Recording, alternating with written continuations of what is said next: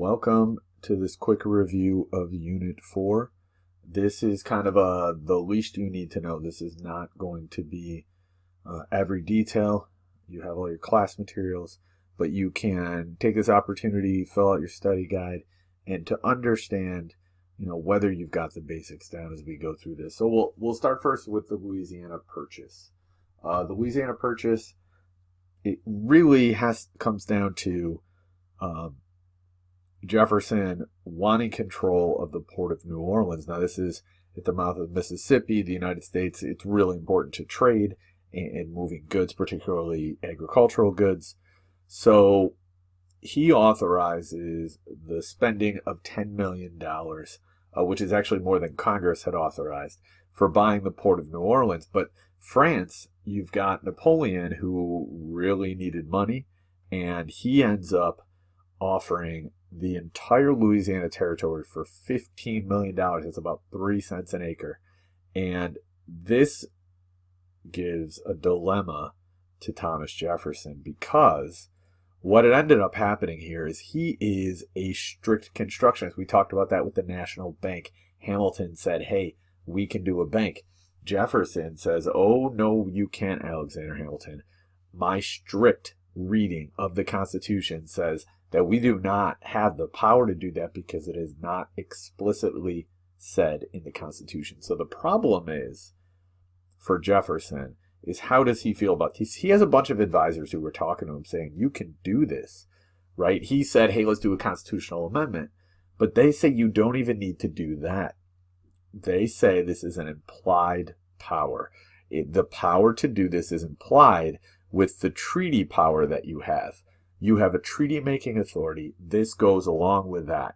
It allows you to do this purchase. So he does it with the implied powers, and it kind of, makes some of the Federalists kind of annoyed because he'd argued against a lot of the things they wanted to for a long period of time, and yet the impact this is going to have in the United States going forward is really undeniable. So again, Jefferson struggled with this, but in reality, he was just trying to find a way to do it that would allow him to still say, yeah, but I'm still a strict constructionist. And the result is the size of the United States more than doubles. It ends up, we'd had early here being blocked at the Appalachian Mountains, right, by the Proclamation of 1763. And then we kind of had the Mississippi River as the informal line we're at. I mean, really, most people were over, not past this area. But we really see, after the purchase of the Louisiana Territory, you see the United States start to really push and concentrate in a pretty quick period of time on moving westward. We'll be talking about that in our future units. So Jefferson needs to explore this territory now. Right, what do we have there? He also, we still haven't, as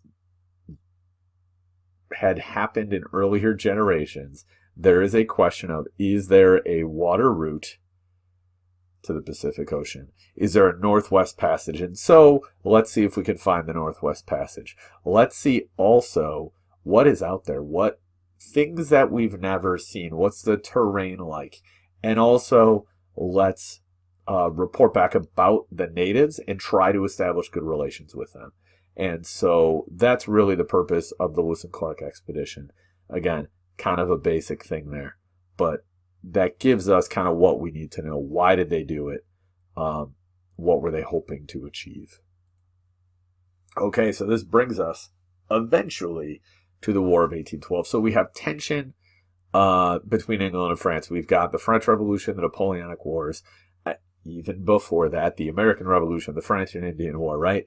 And then the United States is slowly getting dragged into this a little bit. We have the XYZ affair with France, where the United States is negotiating with France, and 3 diplomats who get nicknamed X, Y, and Z demand a bribe of about $10 million.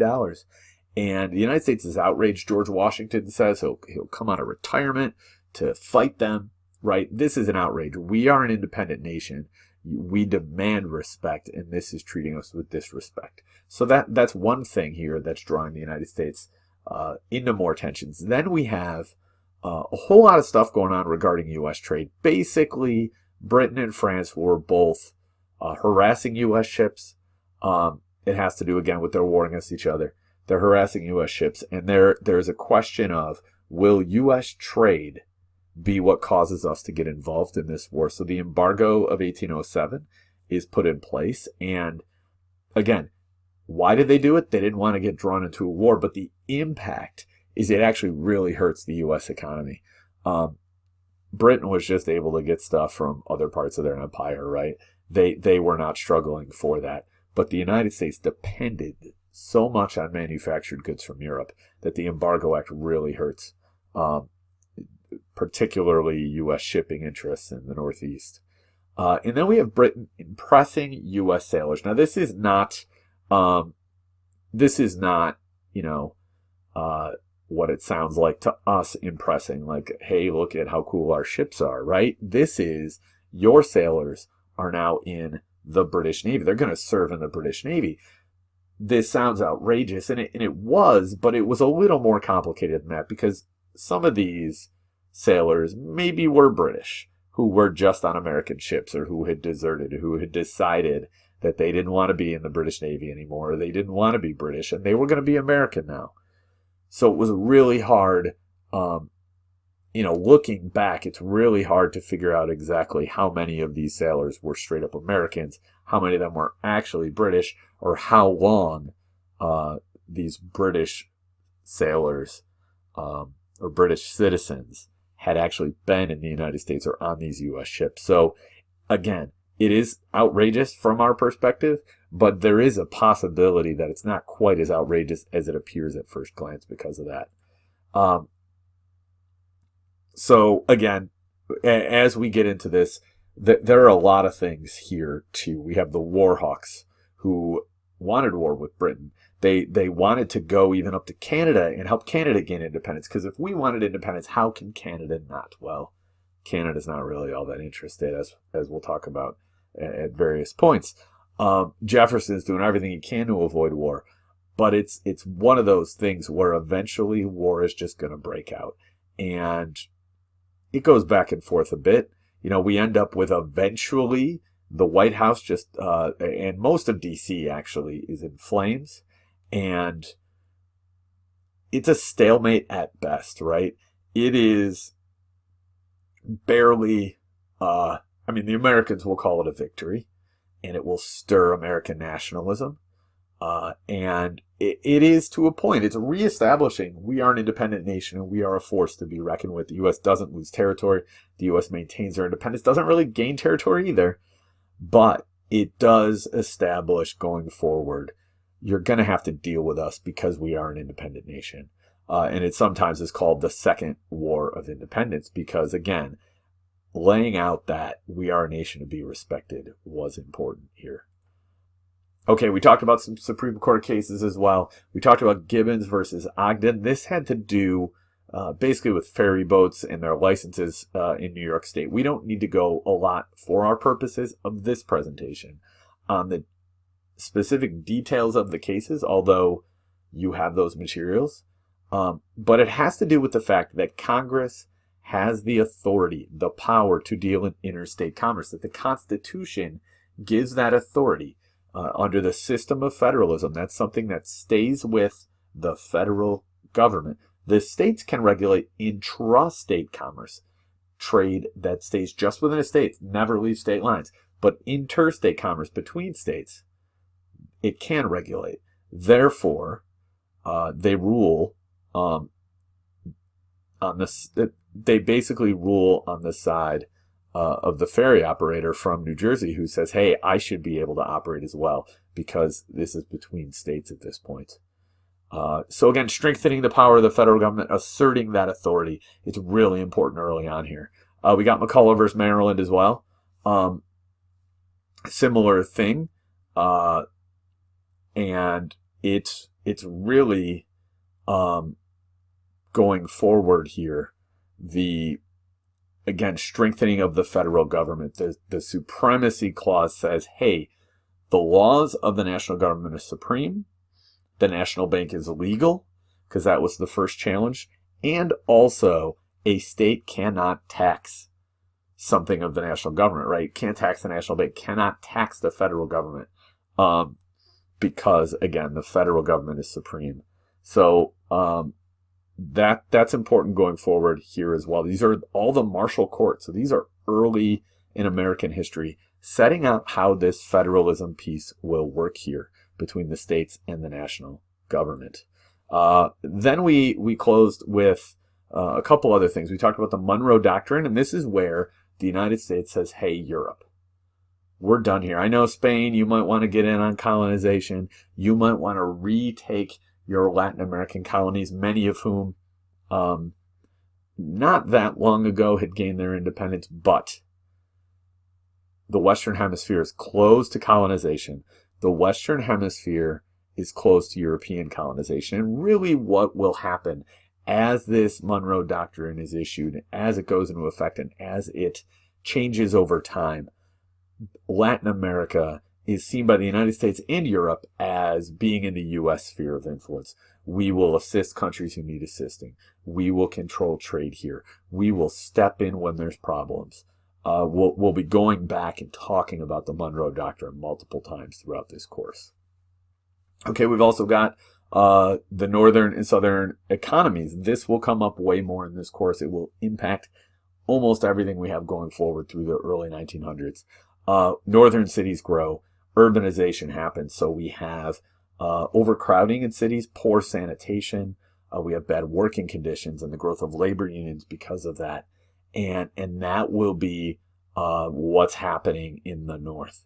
In the South, we have southern plantations growing. Slavery has always been an institution in the South, the North too, but way more in the South. But it started to wane a little bit until the cotton gin increases cotton production. And again, we talked about the stats in class, how drastic that increase in cotton production is. And because of that, it results in an increased demand for slaves. And we actually have an increase in slavery in the South, even though the importation of slaves had been banned. There's actually an increase in the amount of slaves in the South because basically slave owners wanted their female slaves to have more babies so they could have more slavery, which is really gross and disturbing.